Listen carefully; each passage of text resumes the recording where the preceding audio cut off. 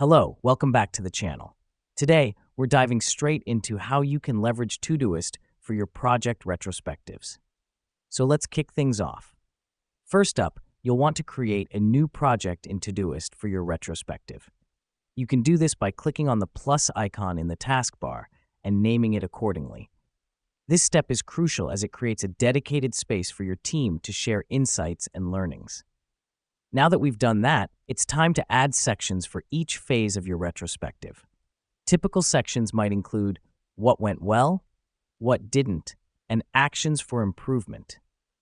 The reason we do this is to structure our feedback, making it easier to navigate and action later on. Next, you'll want to invite your team to the project. You can do this by clicking on the project settings and then Share Project.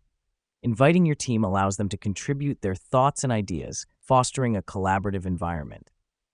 Once your team is all set up, it's time to add tasks under each section. Tasks are where your team will input their feedback. They can add comments, attach files, and even use emojis to express their ideas. This helps us because it allows for a more detailed discussion in a centralized location. Now let's talk about using labels and filters. In Todoist, you can label tasks to categorize them better.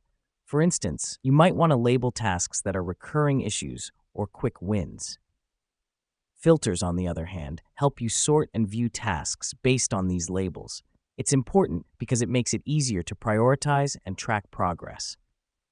Let me explain why labels and filters matter. They provide an additional layer of organization and tracking, which is crucial in managing retrospectives effectively. By using these tools, you can easily monitor progress, identify patterns, and make data-driven decisions.